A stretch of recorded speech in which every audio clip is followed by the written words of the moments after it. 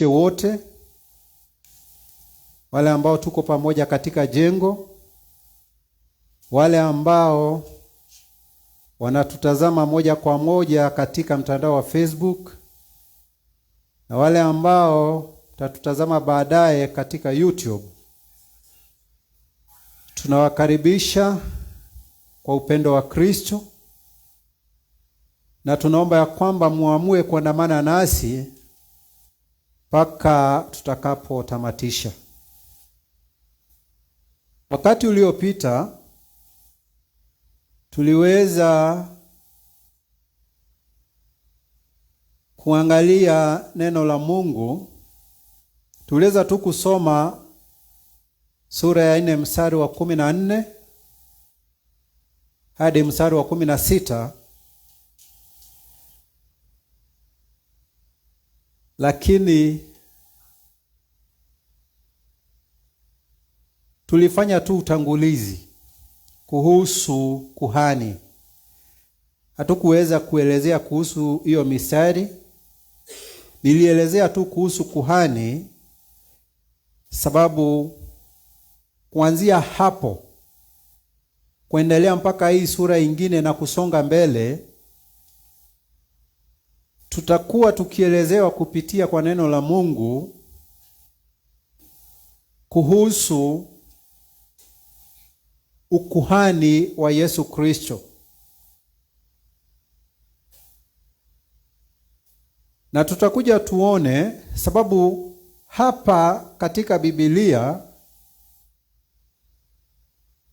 kuna ukuhani ambao unaitwa wa Kilawi wa nyumba ya Aroni, na kuna ukuhani mwingine ambao unaitwa wa Kimelchizedek. Ukuhani wa Kilawi ama Levitical priesthood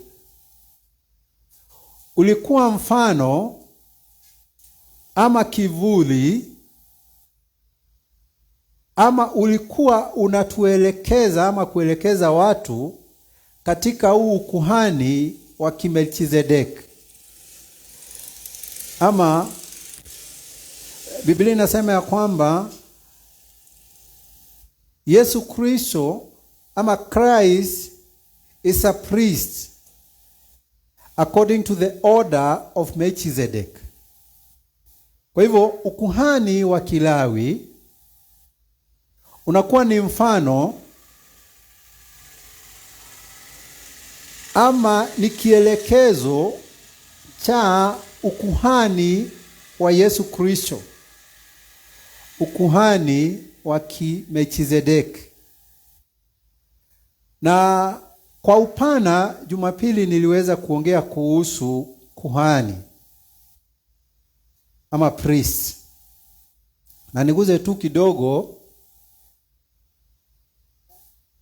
hoja moja ama mbili ambazo tuliona kuhusu kuhani.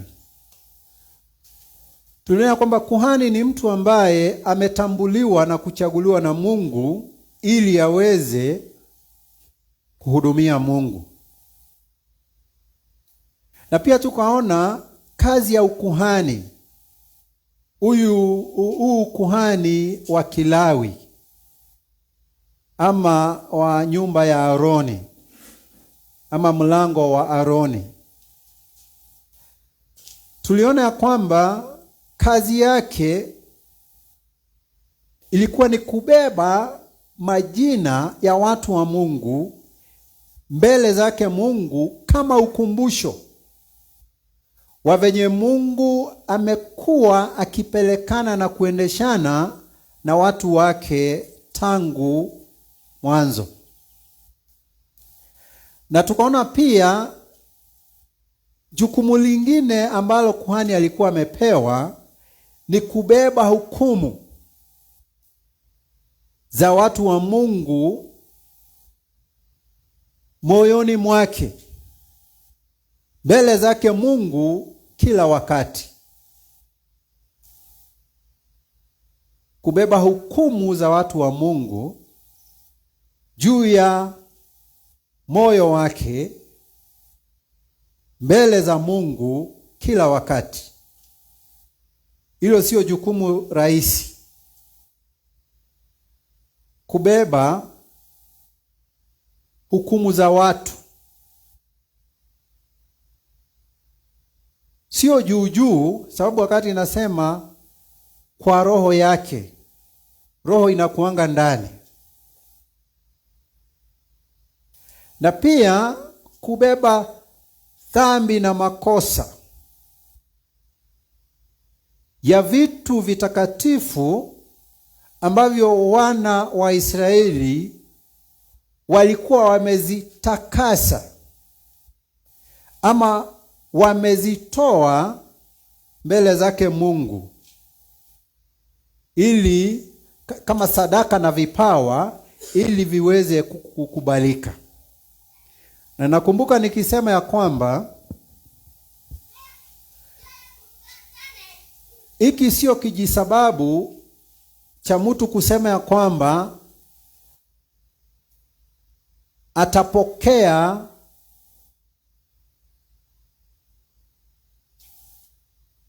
matoleo na zaka na vipawa vingine ambavyo watu wanatoa bila kukashifu uovu,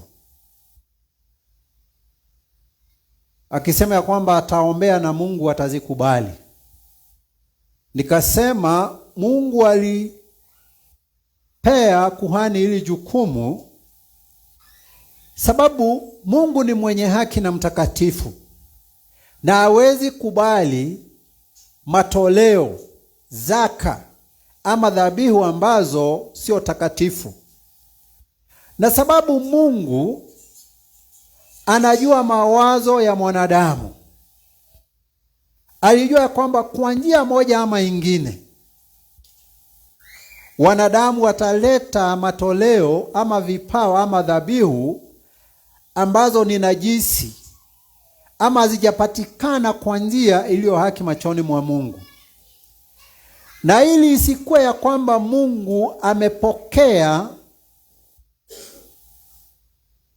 dhabihu ambayo sio haki ama sio sawa, akapea kuhani huu wajibu ya kwamba yote ambayo yanatolewa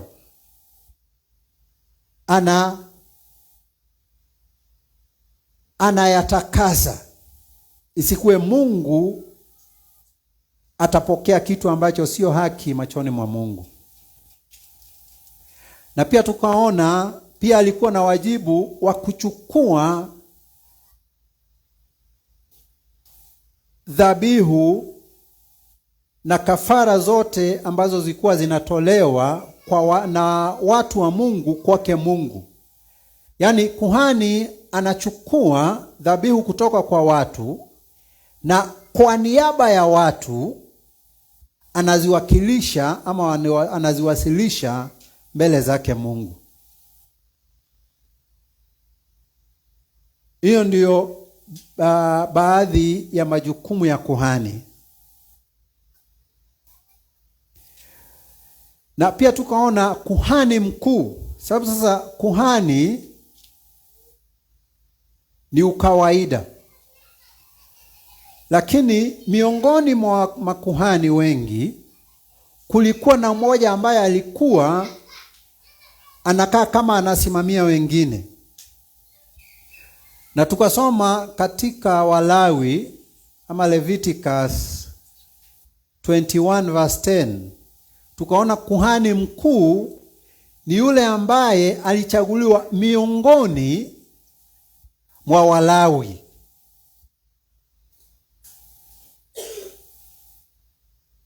Wa mlango wa Aroni, ambaye alichaguliwa na akavalishwa manguo za ukuhani na kutiwa mafuta kichwani mwake. Kwa hivyo katika makuhani kulikuwa na yule mmoja alikuwa juu ya wale wengine. Na mojawapo ya majukumu ya kuhani mkuu ambayo hawa makuhani wengine hawangefanya ni kuingia patakatifu pa patakatifu, ama the most holy place, ama the holy of holies. Hapo ni kuhani mkuu peke yake alikuwa anaingia siku ya upatanisho, ama the day of atonement. Tukishajua kuhani na kuhani mkuu, sasa wacha tusome mstari wa 14 hadi mstari wa 16, tuone neno la Mungu natuambia nini. Waebrania sura ya 4 mstari wa 14 hadi 16. Biblia inasema hivi: basi wapo tunaye kuhani mkuu aliyeingia katika mbingu, Yesu mwana wa Mungu. Tuyashike sana maungamo yetu, kwa kuwa hamna kuhani mkuu asiyeweza kuchukuana nasi katika mambo yetu ya udhaifu, bali yeye alijaribiwa sawasawa na sisi katika mambo yote, bila kufanya dhambi.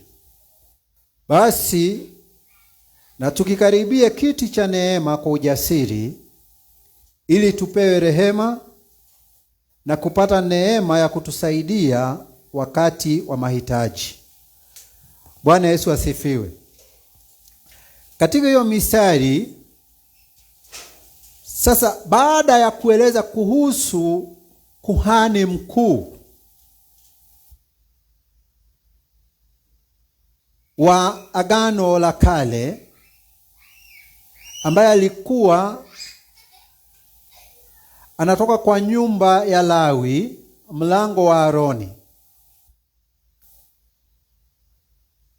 tukishaona alichaguliwa namna gani na alikuwa na majukumu gani. Sasa tunakuja katika wakati huu wa Agano Jipya, sababu bila shaka Agano la Kale limefikia mwisho, ama Biblia sehemu ya Agano la Kale imefikia mwisho katika kitabu cha Malaki, na kuanzia Mathayo kuendelea mpaka Ufunuo ni sehemu ya Agano Jipya. Kwa hivyo hiki kitabu cha Ibrania kiko katika Agano Jipya. Wakati sasa mwandishi anasema ya kwamba sasa tunaye kuhani mkuu, ni katika Agano Jipya. Unajua saa ingine watu wanashindwa kuwa na ule mpito ama transition kutoka kwa Agano la Kale kuingia katika Agano Jipya. Na kama nilivyotangulia kusema ya kwamba Agano la Kale ni mfano ama ni kivuli ama ni la kutuashiria katika Agano Jipya.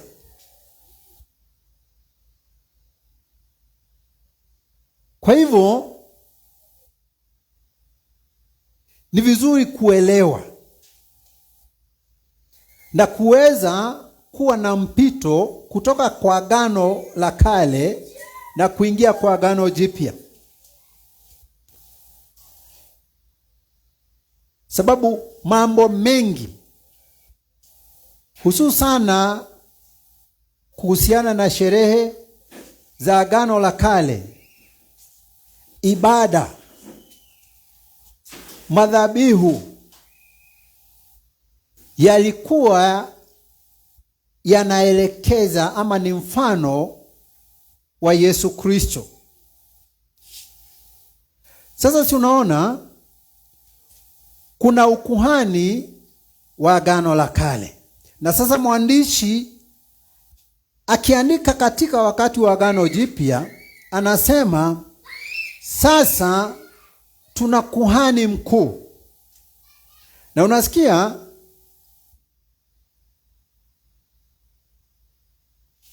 Kwanza Biblia ya Kizungu inasema we have a great high priest. Na ningetaka tuone tofauti kidogo hapo, ya kwamba katika Agano la Kale alikuwa anaitwa kuhani mkuu tosha, lakini hapa katika Agano Jipya tunaona anaitwa kuhani mkuu mkuu, kumaanisha huyu kuhani wa Agano Jipya, huyu kuhani mkuu wa Agano Jipya ni mkuu kuliko kuhani mkuu wa Agano la Kale. Tuendelee. Yaani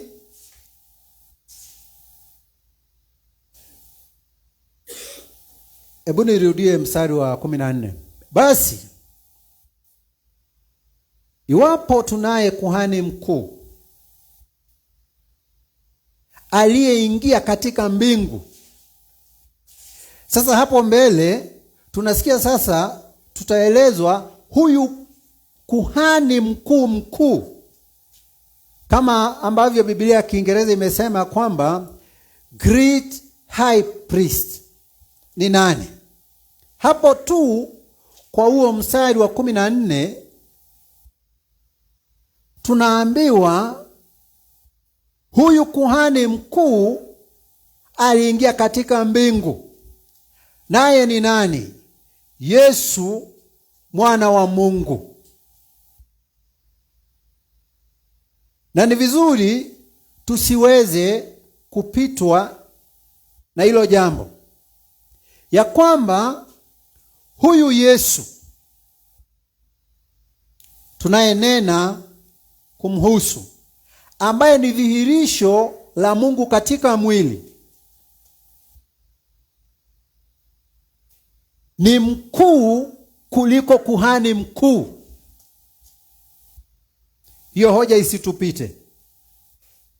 Kwa hivyo sio Haruni ambaye alikuwa kuhani mkuu wa kwanza, wala mwingine yeyote atakaye toshana ama kuwa mkuu kuliko kuhani mkuu wetu Yesu Kristo.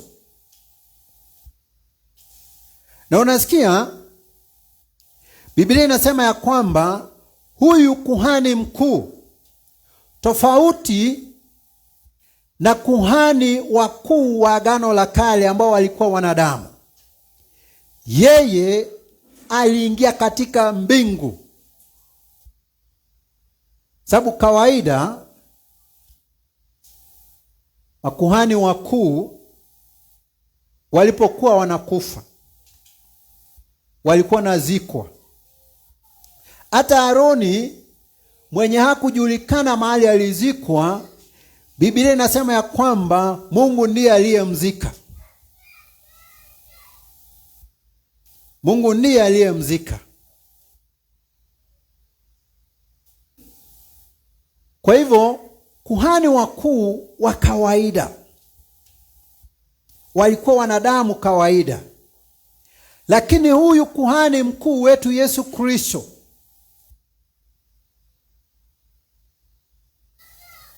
aliingia mbinguni. Na tofauti na kuhani mkuu wa kawaida, yeye ni mwana wa Mungu. Sababu katika Biblia haijanukuliwa mahali popote Mungu akisema kuhusu kuhani ya kwamba huyu ndiye mwanangu ninayempenda. Haijanukuliwa. Lakini imenukuliwa Mungu akisema ya kwamba Yesu Kristo ni mwanaye.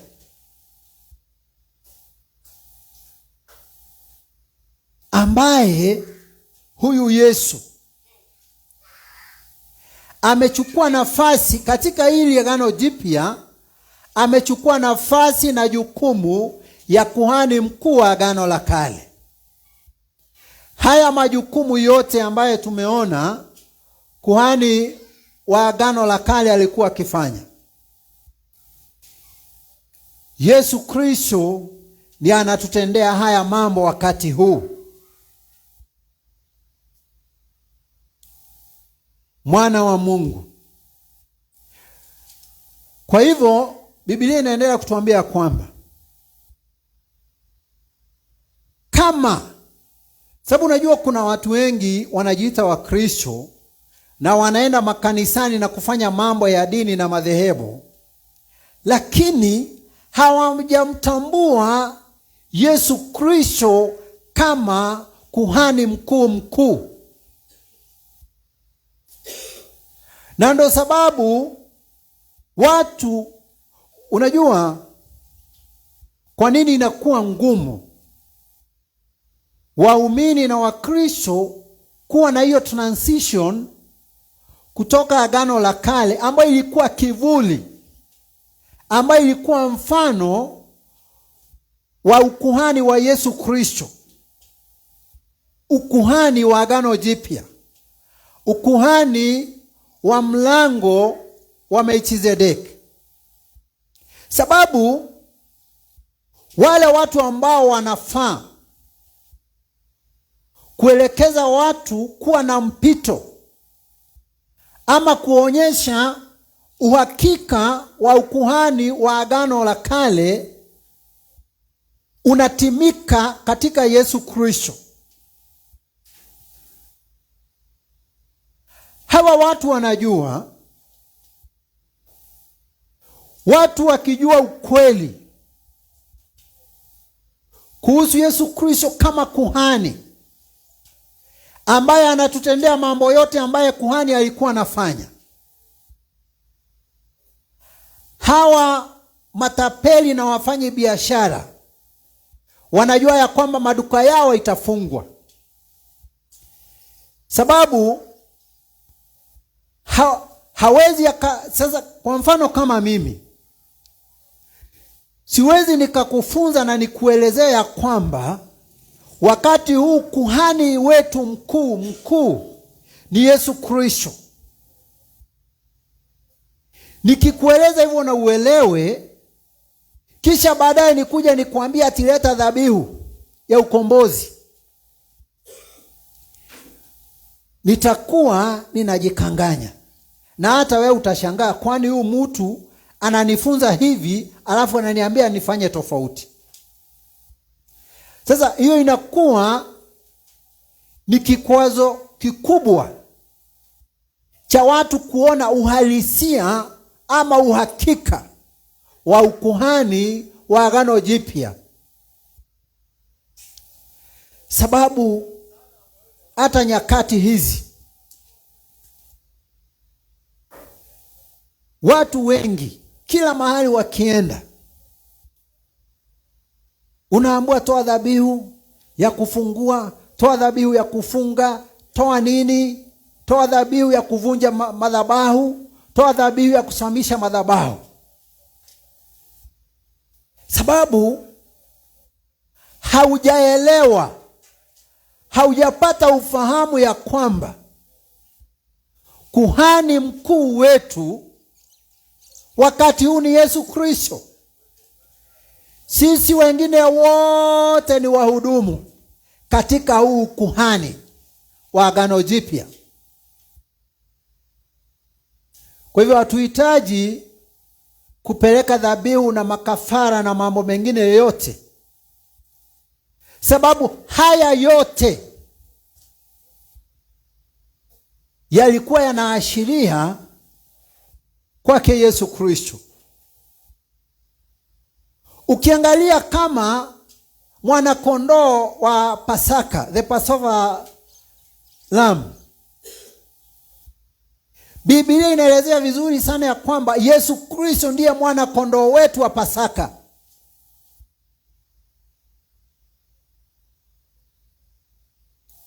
Ukiangalia dhabihu zote ambazo zilikuwa zinatolewa zimetimika katika Yesu Kristo. Na hata tukiendelea kusoma tutaona ya kwamba Yesu Kristo alitolewa mara moja na kwa watu wote. Alitolewa kama dhabihu ya kutosha mara moja na kwa watu wote. Kwa hivyo hakuna dhabihu ingine inayotakikana. Na ndio sasa unaona katika huu mstari wa 14 mwandishi anaanza kututayarisha. Anataka kututoa katika kivuli cha ukuhani wa Agano la Kale ili tuweze kuingia katika uhalisia na mwangaza na utimilivu wa huo ukuhani wa Agano la Kale katika Kristo. Tuwe na huo mpito ili malengo, makusudi ya Mungu na ukuhani wa Agano la Kale uweze kutimia kwetu kupitia kwa Yesu Kristo.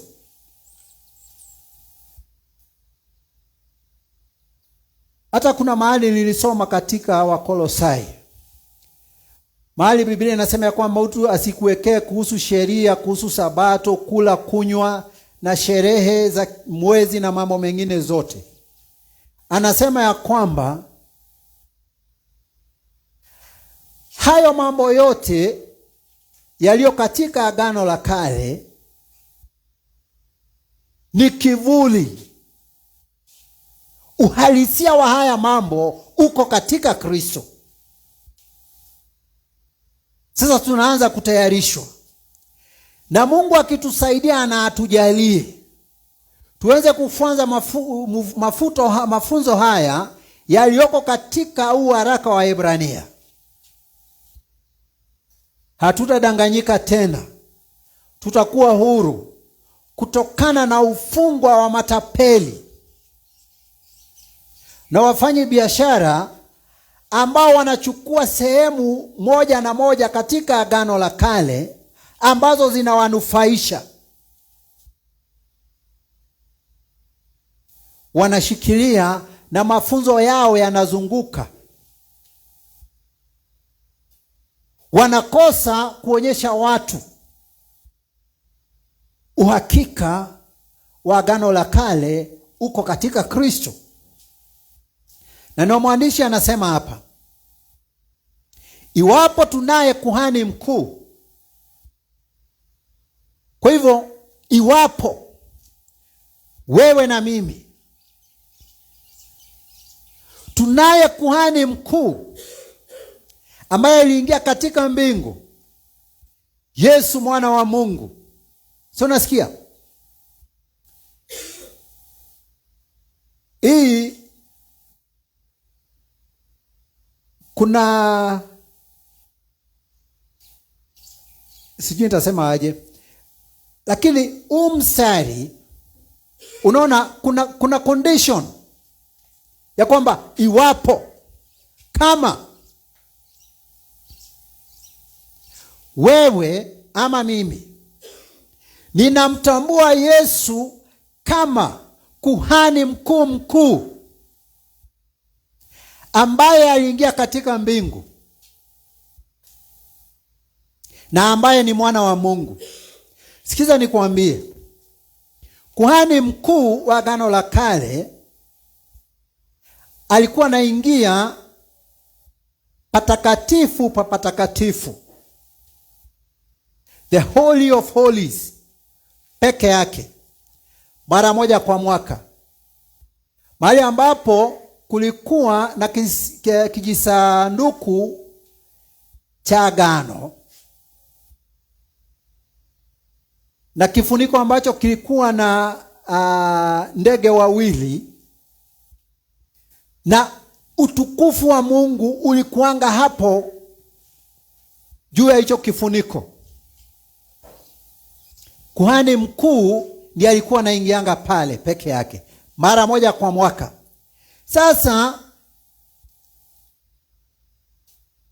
Hiyo ni madhabahu ya hapa ulimwenguni ambayo ilikuwa inaingiwa na kuhani mkuu peke yake mara moja kwa mwaka.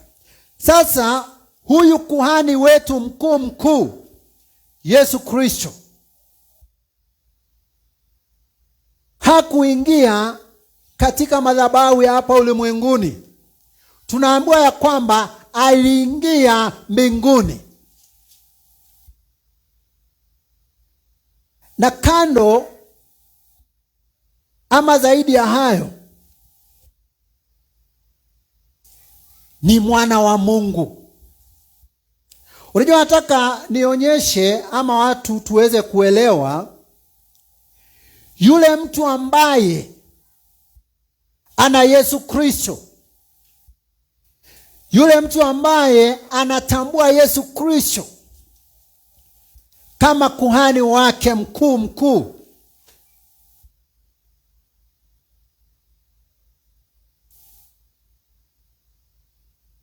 Yule ambaye anamfahamu Yesu hivyo, bila shaka na hakika, hawezi shikwa mateka na mtu mwingine yeyote hapa ulimwenguni, hata kama anajipa jina gani la huduma. Sababu kama huyu kuhani mkuu wetu, zaidi ya madhabahu ya hapa ulimwenguni, yeye aliingia mbinguni.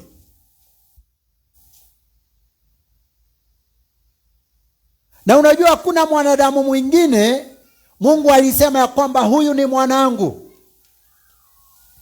ninayempenda, ni huyu Yesu tu. Sasa kama huyo ndio kuhani mkuu wako, ni madhabahu gani itasimama mbele yako?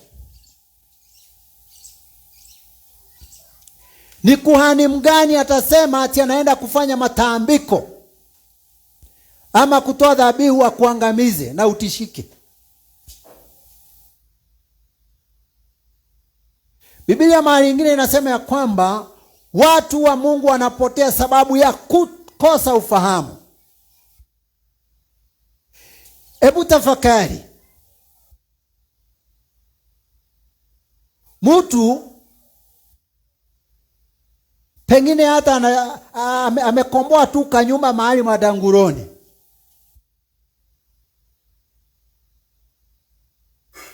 ako na madhabahu yake ya giza pale hapa ulimwenguni tu, na unatishwa ya kwamba mtu ataenda huko ndio upate mabaya, na unatishika, ilhali wewe kuhani wako hata sio wa ulimwengu. Madhabahu yake sio ya hapa ulimwenguni, ni ya kimbinguni. Alafu unatishika na mtu kama wewe kwa sababu ya kutoelewa. Nguvu, uwezo na mamlaka yaliyoko katika Kristo, na sababu Kristo anadumu ndani yetu kama Roho Mtakatifu, huo uwezo, nguvu na mamlaka uko ndani yetu. Utatishika namna gani?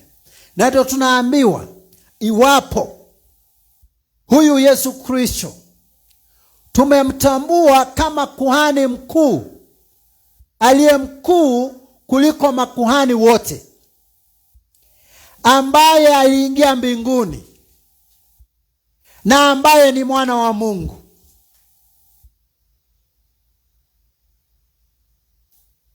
tunaambiwa hivyo tu ambavyo tumeamini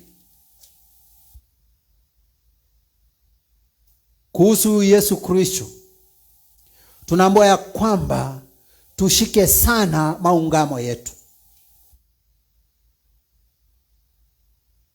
Tushike sana yale ambaye tunaamini kuhusu Yesu Kristo. na sio mambo ambayo yanatokana na wanadamu, ni mambo ambayo yanatokana naye Mungu. Sababu ni dhahiri. Ukisoma katika, hebu tusome katika Injili kulingana na Yohana, tuone Yesu akiongea kuhusu kwenda kwake ama kupokelewa kwake utukufuni. Wacha tusome Yohana, Injili kulingana na Yohana sura ya 16 mstari wa 28. Tuone Yesu anasema,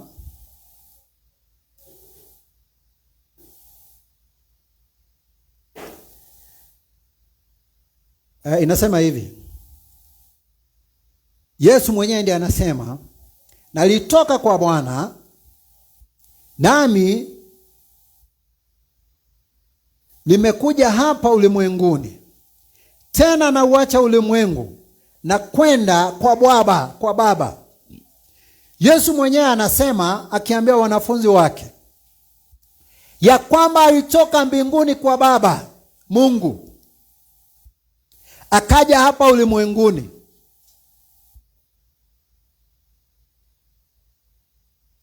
Na tena akawaambia kwamba atauacha ulimwengu na kwenda kwa Baba Mungu. Unaona, Yesu mwenyewe kwa maneno yake, yani kuhani wetu mkuu, kuhani wetu mkuu kuliko makuhani wote, akasema kwa mdomo wake, alitoka kwa Mungu mbinguni, akaja hapa ulimwenguni, na atarudi mbinguni kwa Mungu Baba. Anasema hivyo. Ukisoma katika Luka, Injili kulingana na Luka sura ya 24 mstari wa 50 na 51, Biblia inasema hivi,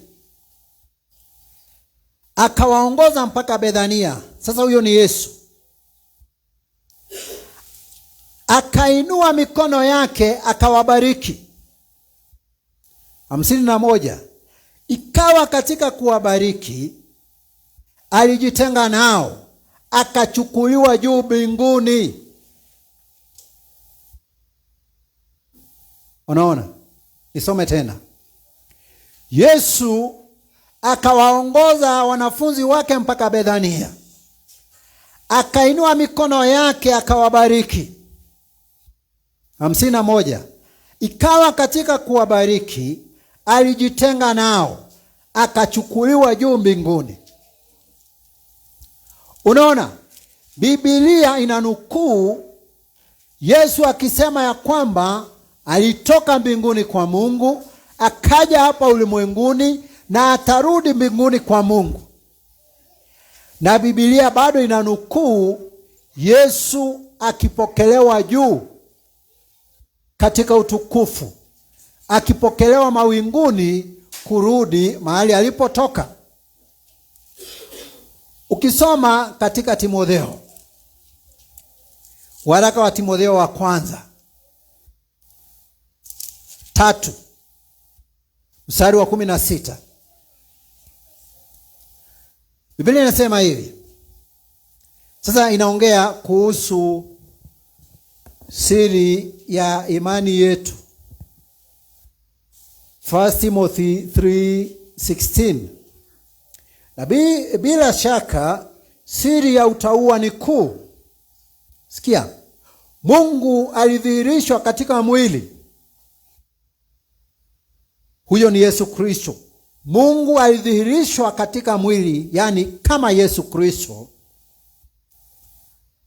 akajulika kuwa na haki katika roho, akaonekana na malaika, akahubiriwa katika mataifa, akaaminiwa katika ulimwengu, akachukuliwa juu katika utukufu. Unaona, Yesu anasema ya kwamba yeye ametoka juu kwa Mungu, akaja hapa ulimwenguni na atarudi. Mmoja wa mashahidi walioshuhudia akipokelewa katika utukufu, Luka, ameandika ya kwamba Yesu alichukuliwa katika utukufu, na miaka ingine baadaye mwandishi wa waraka wa Timotheo akasaidiwa na Roho Mtakatifu kugundua kuhusu siri ya utauwa ama ya wokovu ama ya imani yetu, ya kwamba Mungu alidhihirishwa katika mwili.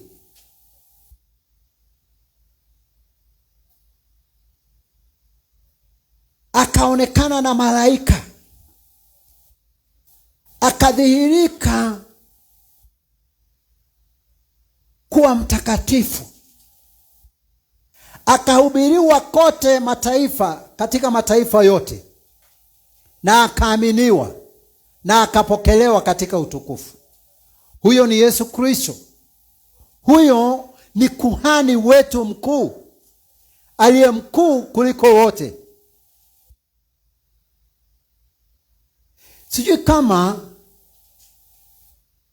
ili jambo linaingia katika mawazo yetu, ya kwamba Yesu ambaye ni dhihirisho la Mungu katika mwili, kwa njia nyingine Yesu ambaye ni Mungu, ni kuhani wetu mkuu. Sijui kama hilo jambo linaingia katika mawazo yetu, katika ufahamu wetu, ya kwamba huyu Mungu wetu ndiye kuhani mkuu wetu kwa njia ya Yesu Kristo. Sasa kama wewe kuhani wako mkuu ni Mungu,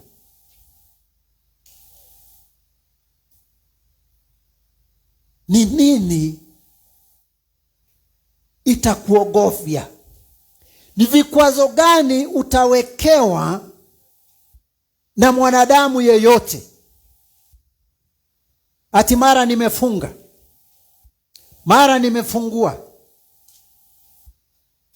mara sijui nimeshika nyota, mara nimekutupia roho. Wewe utakuwa muumini na mfuasi wa Kristo asiyejielewa.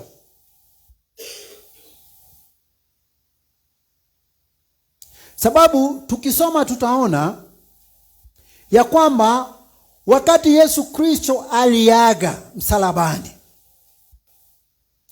kukawa na giza kuu, nalo pasia la hekalu ambayo ilikuwa linatenganisha palipo patakatifu na patakatifu pa patakatifu ikapasuka. Na Biblia inaelezea vizuri sana ya kwamba hivyo basi tuna uhuru wa kujiwasilisha mbele zake Mungu na kupeana hoja zetu mbele zake. Ukishajua hivyo, ukishaelewa hivyo,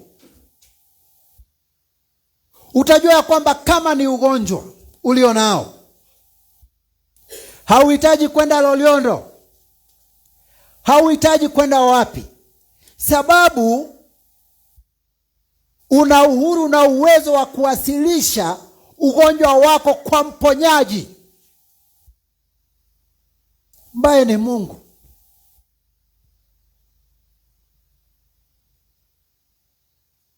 Ukiwa una hali ambayo inakutatiza maishani, hautaenda sijui wapi kununua maji wala mafuta, sababu unajua anayeweza mambo yote unaweza jiwasilisha mbele zake moja kwa moja bila kutumia mtu mwingine wote. Na ndio tunaambiwa, tukirudi sasa katika Waebrania sura ya 4 mstari wa 14, ya kwamba iwapo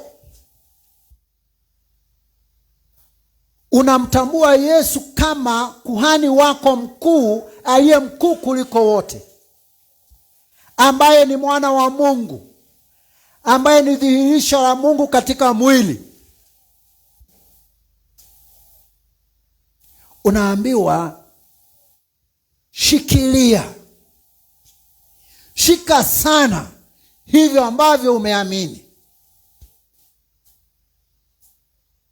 Usiamini jambo lingine kando na hilo. Na ukishika hilo, ya kwamba Yesu Mwokozi wako, Bwana wa wokovu wako, ndiye kuhani wako mkuu, hivyo ni kumaanisha, unajua tumesoma tukaona ya kwamba kuhani mkuu alikuwa kama daraja baina ya wanadamu na Mungu. Yaani baina ya Mungu, watu wa Mungu na Mungu. Sasa huyu Yesu ni Mungu na ni kuhani mkuu wetu. Kumaanisha sasa, ukirudi uchukue mfano wa ukuhani wa Agano la Kale.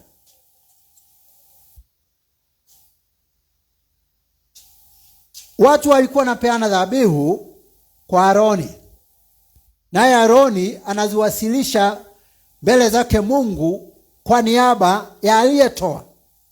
Sasa hapa unatoa dhabihu, unapea Mungu, apee Mungu. Kumaanisha nini? Hakuna kitu itazuia dhabihu yako kufika kwa Mungu, sababu yeye ndiye kuhani mkuu unayempea, na yeye ndiye Mungu anayeipokea. Hakuna broka hapa katikati, hakuna. Na ndio sababu unaona katika nyaraka mingi, karibu zote za ndugu yetu Paulo, alikuwa naomba waumini ambao anaandikia pia waweze kumwombea. Kwa nini? Sababu alikuwa anajua dhabihu ya maombi ya watu wa Mungu kwa ajili yake Paulo itamfikia Mungu. Kama lazima, unajua tuko katika nyakati za mafunzo yaliyo tofauti sana. Paulo ambaye alikuwa mtumishi wa Mungu, aliyekutana na Yesu Kristo moja kwa moja. Ingekuwa ni hivi viwango watu wanaweka wakati huu, Paulo angekuwa mkubwa sana. Wacha venye watu wanajiita sijui ya bishop ama nani, sijui angekuwa ameweka majina gani mbele ya bishop. Lakini huyo aliyetumika na Mungu kwa njia iliyo kuu, anaambia waumini wa kawaida ya kwamba wamkumbuke katika maombi, jinsi ambavyo alikuwa akiwaombea. Ni dhahiri kuwa mtu yeyote ambaye amemwamini Yesu Kristo kama kuhani wake mkuu, aliye mkuu kuliko wote,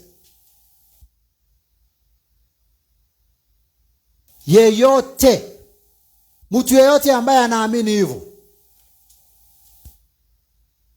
anaweza wasilisha hoja yote na hali yote mbele zake Mungu.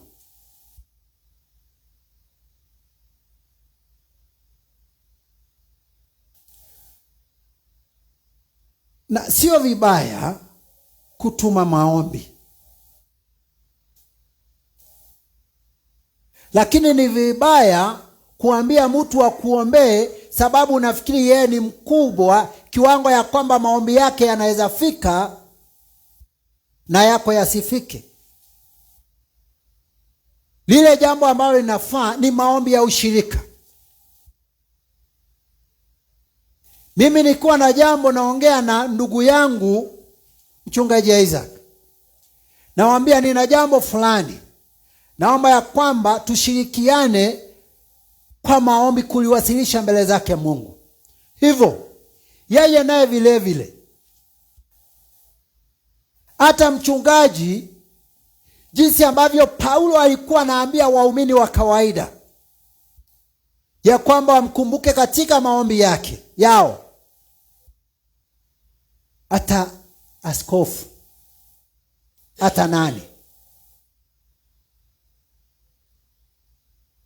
maombi yake hayako tofauti na ya yule mtu ambaye anakaribisha watu mlangoni, ama yule mtu ambaye anapanguza sakafu kanisani ama viti kanisani.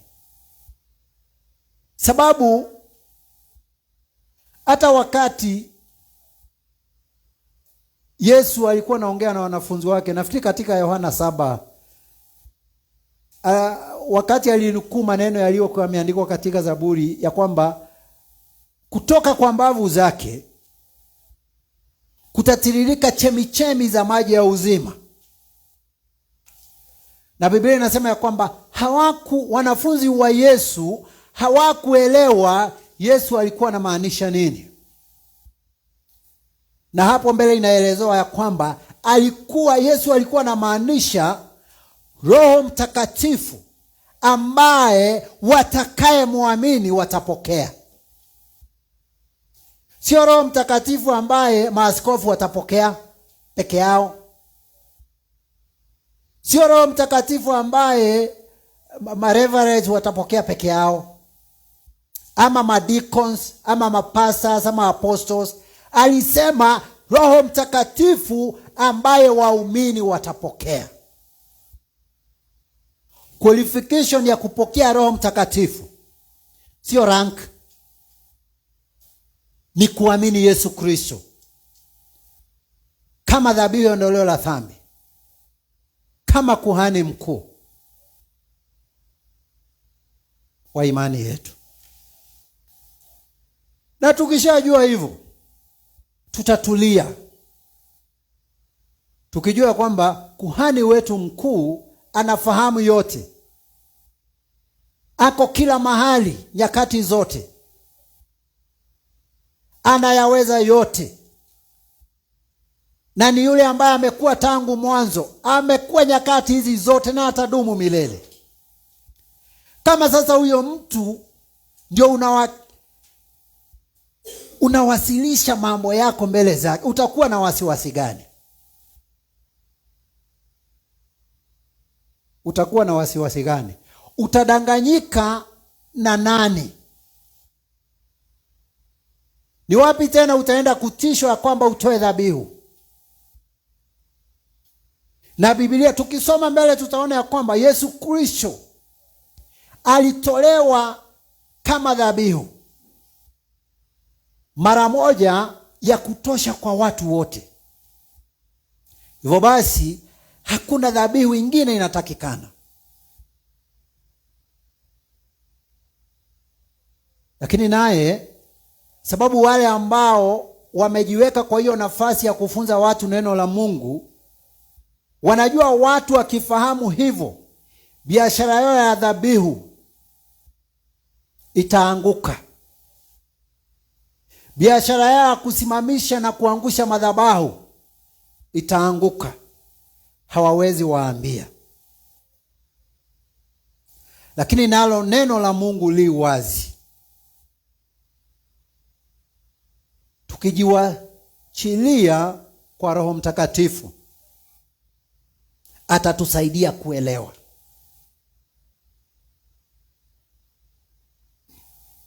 Mstari wa 15. Tunaendelea kuelezewa, kwa kuwa hamna kuhani mkuu asiyeweza kuchukuana nasi katika mambo yetu ya udhaifu. Unaona, kuhani mkuu wa Agano la Kale wa mlango wa Kiaroni, na tutasoma mbele katika sura ya 5 tuone ya kwamba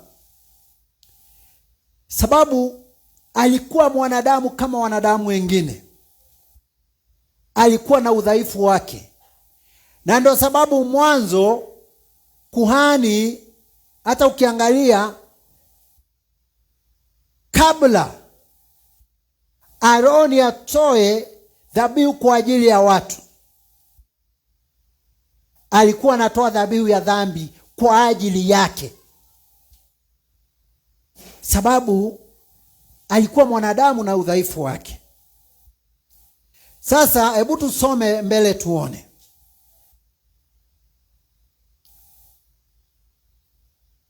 Mstari wa 15. Kwa kuwa hamna kuhani mkuu asiyeweza kuchukuana nasi katika mambo yetu ya udhaifu, bali yeye alijaribiwa sawasawa na sisi katika mambo yote, ili katika mambo yote bila kufanya dhambi. Sikia, sababu kuhani mkuu wa Agano la Kale alikuwa mwanadamu na alikuwa na udhaifu wake, ambaye ilikuwa inamfanya kuelewa udhaifu wa wenzake. Tunaona kwamba Yesu Kristo, na tulisoma, hebu turudi tusome sura ya 2 katika huu waraka wa Ibrania, sura ya 2 mstari wa 18. Tuone Biblia inasema nini. Na kwa kuwa mwenyewe aliteswa alipojaribiwa, aweze kusaidia wao wanaojaribiwa. Unaona, wakati tulikuwa tunasoma ya kwamba Yesu Kristo aliteseka ili awe mkamilifu, kuwa mkuu na kiongozi wa wokovu wetu. Hapa mstari wa 18, hiyo sura inakamilishwa kwa kusema, kwa kuwa yeye mwenyewe aliteswa alipojaribiwa, aweze kusaidia wao wanaojaribiwa. Sasa unaona, sababu kuhani mkuu wa Agano la Kale, sababu alikuwa na udhaifu wa kibinadamu kawaida, alikuwa anaelewa udhaifu wa wanadamu, naye ndio Yesu Kristo atoshe kuwa kuhani mkuu wetu. Aliteseka alipokuwa akijaribiwa ili aweze kutusaidia sisi wakati tunateseka kwa kujaribiwa. Unaona? Sasa mstari unatuonyesha kwamba ingawa Yesu Kristo ni dhihirisho la Mungu katika mwili, anaelewa shida zetu, anaelewa matatizo yetu, anaelewa mateso yetu, anaelewa kujaribiwa kwetu, sababu yeye mwenyewe aliteswa na akajaribiwa. Yeye mwenyewe aliteswa na akajaribiwa. Na tunaona katika huo mstari wa 18, tumeona ilifanyika hivyo ili aweze kusaidia wale wanaojaribiwa. Unaona? Sababu ya Yesu kuteseka na kujaribiwa sio ati kwa sababu hangeweza kujizuia. Angeweza. Hata wakati alipokuwa akishikwa pale akielekea kusulubishwa, Biblia inatuambia kwamba Petero alitoa upanga na akakata mmoja wa wale watumishi wa makuhani na akakata sikio.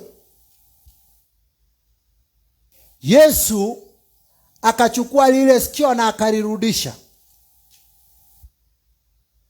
na akaambia Petero arudishe upanga wake katika mfuko wake. Akamwambia angetaka angeitisha majeshi wa malaika kutoka mbinguni. Sio ati hangeweza, sababu ni Mungu aliye na nguvu na mamlaka yote. Lakini ili wakati sisi tunapopitia shida na matatizo na kuteswa na kujaribiwa,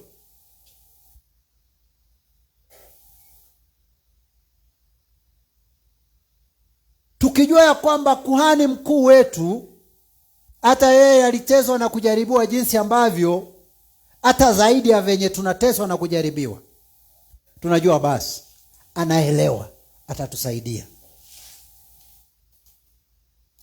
Sijui kama umewahi kutana na mtu mwenye anapitia hali ngumu kwa hali zozote tu zile za kimaisha. Ukijaribu kumfariji na kumwelezea, anakuambia bwana, wewe hauwezi jua yale ninayopitia ama hali yangu, sababu haujawahi pitia. Na kwa upande mwingine kuna ukweli, sababu kama haujawahi pitia yale ambaye anapitia, hauwezi elewa kikamilifu yale ambaye anapitia. Lakini kama umewahi pitia yale ambaye huyo mtu anapitia, tamwambia sivyo, ndugu ama dada yangu, haya ambayo unapitia, hii hali ambayo unapitia, mimi nimeipitia, ninajua ugumu na uchungu wake, lakini nilivumilia na nikatokea. Ukiambia mtu hivyo na ni ukweli, huyo mtu atasikia kweli. Moyo wake umepata nguvu, amepata tumaini, sababu yule ambaye ananena naye amepitia yale ambaye anapitia. Hiyo ndio sababu Yesu Kristo ambaye ni Mungu alinyenyekea, alijidunisha, akakejeliwa, akatukanwa, akatandikwa mpaka kuuawa, ili hata kama ni kutandikwa kwa ajili ya Kristo, yeye pia alitandikwa kwa ajili yako. Hata kama ni umaskini kwa ajili ya Kristo. Sasa mimi hupenda kusema na ni ukweli, wakati maisha ni ngumu, hali ya maisha ni ngumu kawaida, inaweza kuwa ngumu zaidi kwa muumini na mfuasi wa kweli wake Kristo, sababu kuna mambo ingine huwezi fanya, kuna njia zingine huwezi pitia. Wakati mtu fulani aliambia Yesu Kristo ya kwamba angetaka kwenda mahali ambapo Yesu Kristo alikuwa anaishi, Yesu aliwaambia, sijui alimwambia kama ni bweha ama ni wanyama gani, wako na mapango ya kulala, lakini mwana wa Mungu hana hata mahali pa kulaza umbavu wake. Kwa hivyo kama ni maisha ya umaskini, Yesu aliyaishi, aliyafahamu kikamilifu. Hata Biblia inasema ya kwamba, kuna mahali inasema ya kwamba aliacha utukufu wa babake, akaja hapa ulimwenguni ili apitie yale ambaye watu wake watapitia, apitie yale ambayo watu wake wanapitia, ili watu wake wakijua ya kwamba Bwana wetu, Mwokozi wetu, Mungu wetu alipitia yale ambayo tunapitia kama Yesu Kristo. Hivyo basi anaelewa. Unajua kuna watu wanafikanga kiwango, wanasema uchungu ama shida na matatizo wanayopitia, ati anaona ni kama Mungu haelewi ama amemsahau. Lakini sio hivyo. Sidhani kama kuna uchungu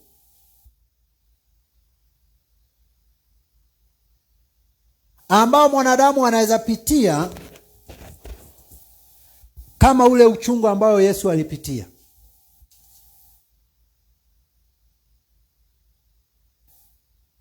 Unajua, inasemekana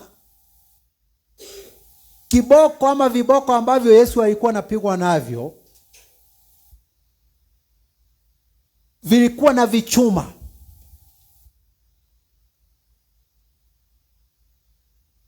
Kwa hivyo wewe una imagine kiboko ambacho kina chuma ama sehemu twa chupa, vitu ambavyo viko na makali, ama hooks, kama ile hook ya samaki. Unapigwa na kiboko ambayo iko na hizo hooks, kumaanisha ukichapwa, wakati kinatolewa kinatoka na nyama. Imagine huo uchungu. Haitoshi,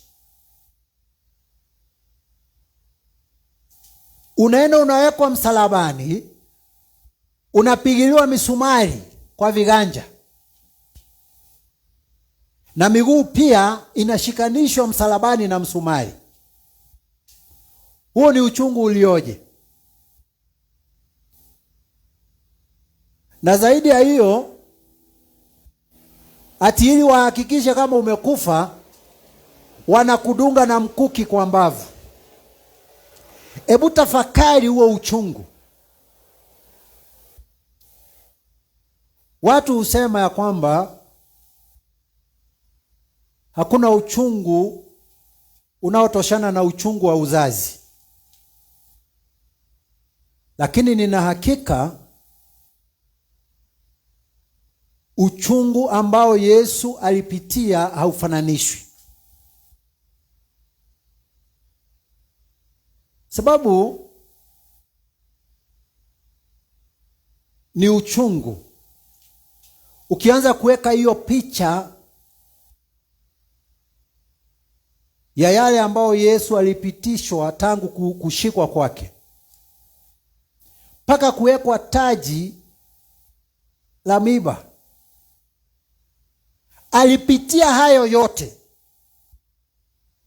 akiwa ni Mungu katika mwili, kwa sababu yako, kwa sababu yangu, ili nikimwamini, ninapokuwa nikipitia shida na matatizo, nikienda mbele zake, anaelewa, sababu hakuna lile ambalo hakupitia. Kama ni kutukanwa, watu si walimuita mpaka bastard. Na unajua kwa Kiyahudi Hata wakati huu mtu akuite bastard ni matusi yaliyo na uchungu. Yesu alipitia yote kwa ajili yetu, ili wakati sisi tunapoyapitia,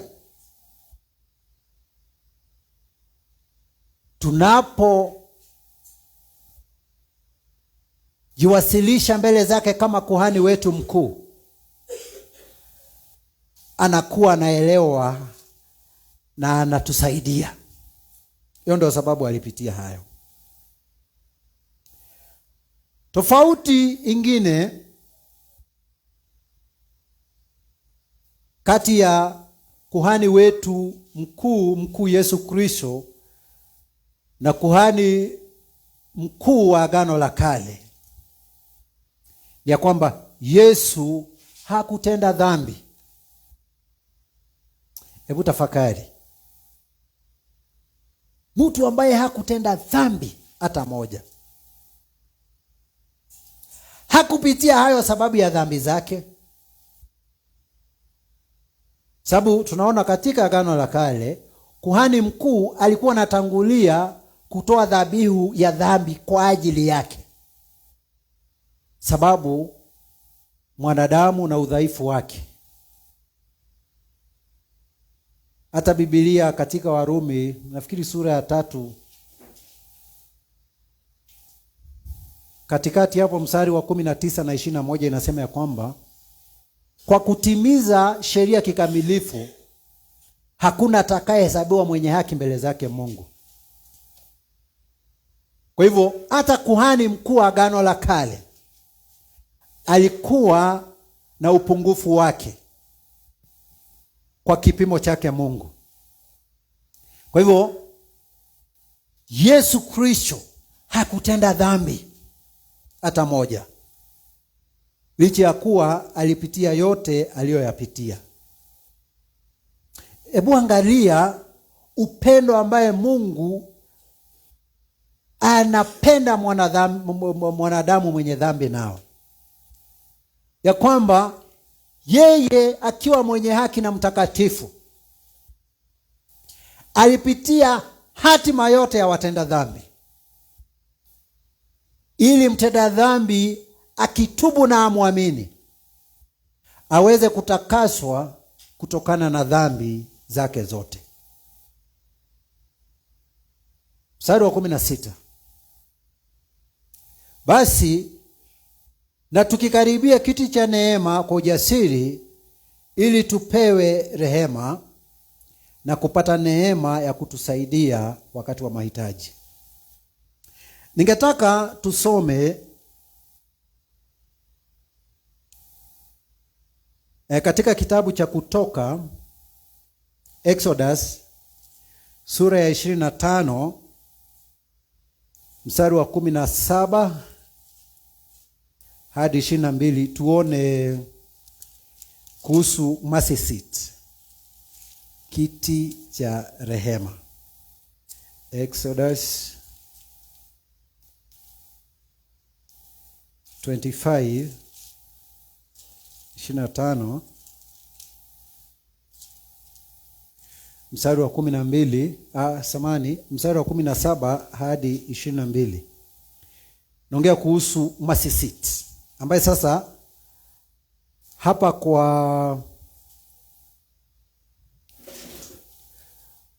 kwa Waibrania naitwa kiti cha rehema. Exodus 25 verse 17 to 22. Biblia inasema hivi: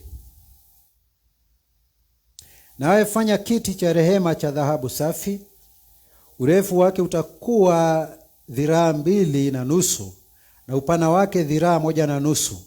Nawe fanya makerubi 2 wa dhahabu, au makerubi ni wale ndege ambao walikuwa wamewekwa juu ya kifuniko cha sanduku la agano.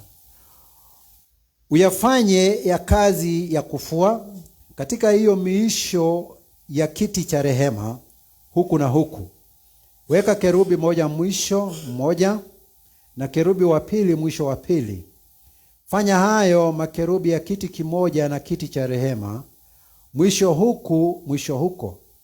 Na hayo makerubi yatainua mabawa yao juu na kukifunika kiti hicho cha rehema kwa mabawa yao. Kwa nyuso zao zitaelekeana hili na hili. Nyuso za huyo makerubi zitaelekea kiti cha rehema. Weka kiti cha rehema juu ya hiyo sanduku, kisha utie huo ushuhuda nitakao kupa ndani ya sanduku. Nami sasa sikiza mstari wa 22, utaona nini ambacho kilikuwa kinafanyika katika hicho kiti cha rehema ama kifuniko cha sanduku la agano. Mstari wa 22. Sikia. Nami nitaonana na wewe hapo. Unaona? Katika kiti cha rehema, mercy seat, ama kifuniko cha sanduku la agano, Mungu anasema ya kwamba hapo nitaonana na wewe. Biblia inaendelea kusema hivi: na kuzungumza nawe pale nilipo juu ya kiti cha rehema, katikati ya hayo makerubi wawili yaliyo juu ya sanduku la ushuhuda, katika mambo yote nitakayo kuagiza kwa ajili ya wana wa Israeli. Si unasikia? Pale katika kifuniko cha sanduku la agano, katika mercy seat, kuna mambo mawili yalikuwa yanafanyika pale. Mungu alikuwa anakutana na kuhani mkuu hapo kwa ajili ya watu wake. Na pia Mungu alikuwa pale pale aongee na kuhani mkuu kuhusu mambo yote ambayo Mungu alikuwa anawaambia. Kwa hivyo tukirudi sasa katika Waebrania, wakati mwandishi anatuambia kwamba twende, mstari wa 16, sasa tumerudi katika Waebrania sura ya 4 mstari wa 16. Basi na tukaribie kiti cha neema kwa ujasiri. Unaona? Wakati mwandishi anatuambia tukaribie kiti cha rehema kwa ujasiri, anamaanisha tukutane na Mungu, na sio kukutana na yeye tu, ili atuambie mambo kuhusu mashauri yake. Naelewa? Kwa hivyo mwandishi anasema ya kwamba tuwe na ujasiri. Na unajua nini inapea mtu ujasiri mbele yake Mungu? Ni kujua ya kwamba dhambi zako zimesamehewa. Ni kujua ya kwamba umepatanishwa naye Mungu kupitia kwa Kristo. Dhambi zako za awali zimesamehewa. Unapata ujasiri mbele zake Mungu ukiwa wewe ni mwenye haki. Na unakutana na Mungu kufanya nini? Unajua mara mingi watu hupenda kwenda kwa Mungu kuwasilisha hoja, matatizo na matakwa yao. Lakini sio hivyo. Mungu anataka tukutane na yeye. Tukishakutana na yeye, tusikie akitunenea kuhusu ushauri wake. Hiyo ni tofauti na mafunzo ambaye watu wamezoea kufunzwa. Sababu naambiwa tu kuja, ambia Mungu yale ambayo unataka kumwambia. Ni sawa Mungu anasikia na anataka tumuongeleshe. Lakini kabla tumuongeleshe, lazima tusikie ushauri wake. Na mwandishi anaendelea kusema ya kwamba tukishakuja katika kiti cha rehema, yaani tukishakutana na Mungu na tusikie ushauri wake, tusikie maneno yake, baadaye mambo mawili yanafanyika. Sikia, ili tupewe rehema. Unajua rehema ni kupewa kile kitu ambacho mtu hastahili. Unaona? Tunaenda mbele zake Mungu tukiwa na udhaifu wetu kama wanadamu, ambaye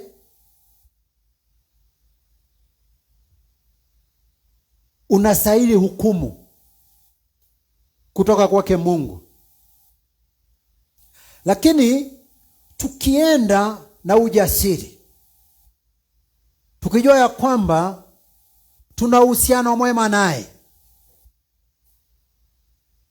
na tujue ya kwamba tutakutana naye kwa imani, na tuwe tumeweka mioyo yetu tayari kusikia ushauri wake, sio kwenda pale na mawazo yetu, kwenda pale na kujiwachilia mbele zake Mungu. Kama ni kutuonya atuonye, kama ni kututia nguvu atutie nguvu, kama ni kuturekebisha aturekebishe, kama ni kutuchonga atuchonge, kama ni kutuvunja atuvunje ili atuumbe upya. Tukiwa tumewajiachilia mbele zake Mungu, hata kama tunastahili adhabu na hukumu yake, tunapata rehema yake. Tunapata yale mambo ambaye hatustahili, sababu sisi ni wadhaifu kama wanadamu. Tukishapata rehema, kuna jambo la pili, na tupate neema ya kutusaidia wakati wa mahitaji. Unajua neema, yani rehema ni mercy, neema ni grace.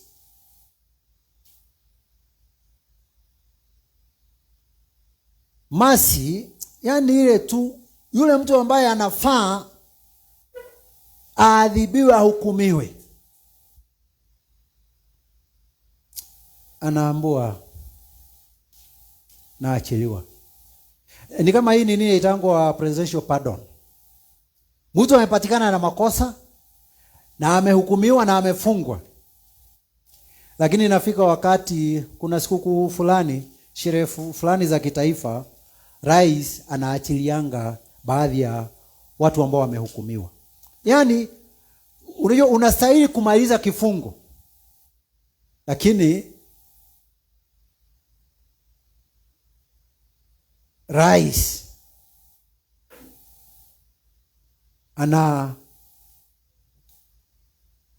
anakuachilia kwa sababu ya rehema ambazo sheria imempea. Unaona, sasa ni hivyo. Sisi nao, sababu hakika ni wenye dhambi, tukiamini ya kwamba Yesu Kristo ni kuhani mkuu, aliye mkuu kuliko wote, na tuende tukutane na Mungu tukiwa na nia ya kusikiza anavyotuambia, hukumu yetu inaondolewa. Wale ambao wanafaa kuadhibiwa wanahesabiwa wenye haki. Jambo la pili, tupate neema ya kutusaidia wakati wa mahitaji. Neema inaelezewa hivi: ni kitendo cha Mungu cha rehema ambacho kinafanya yule mtu ambaye ni mwenye dhambi anapotubu na kuamini Yesu Kristo, asamehe dhambi zake na ahesabiwe kuwa mwenye haki machoni mwa Mungu. Na rehema haishii hapo, na ushawishi na uwezeshaji wa Mungu kupitia kwa Roho